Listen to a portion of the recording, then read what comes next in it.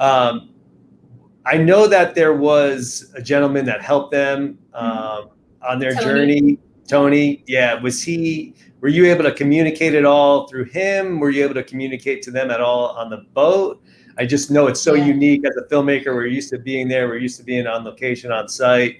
For you to be able to not be there, was there any communication at all with the women while they were on the?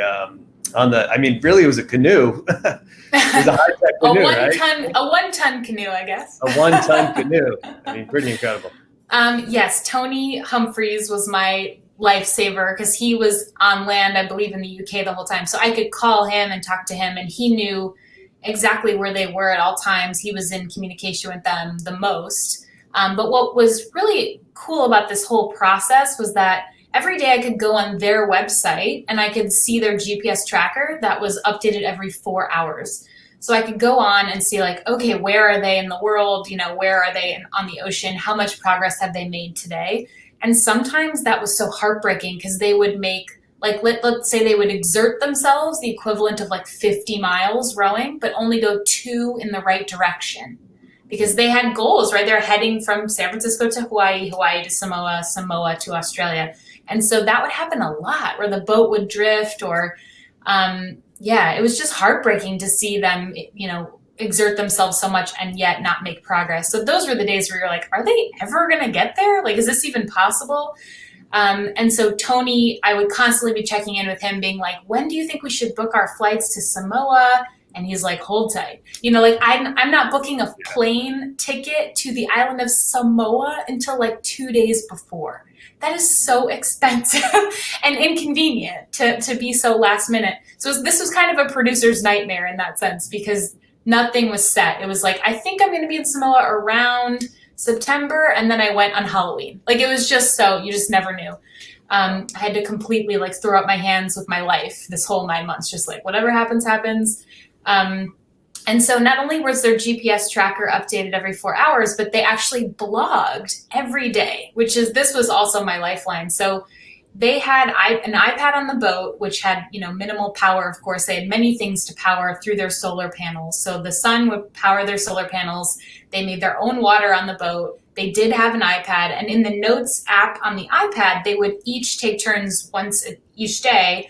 So 4 people, they'd take turns. And they'd write a blog post in the Notes app on their iPad. And then when they had internet, they had this device called the Iridium Go. They would upload that blog post to their social media manager person, and they would post it on the website. So if you can believe it, 257 days at sea, 257 blog posts. They didn't miss a day. Wow. Unbelievable. Yeah. And thank goodness, because then I could also go on the website and be like, here's where they are, here's the progress. And here, okay, for example, Emma is writing today about how she's struggling and she wants to give up, or she's like fallen out of love with rowing. Oh my God, this is so important to Emma's story. This is really great. But then you got to remember, as a filmmaker, that doesn't mean it was captured at all. So just because it's in the blog and is real and true does not mean it's reflected in the footage.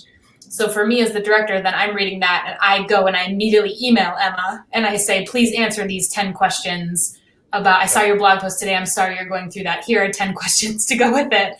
Please, you know, use the camera in the cabin. So you did have a little bit of back and forth, whether via email, mostly through email with the women? Mostly through email. They did call me on my birthday because they're amazing human beings.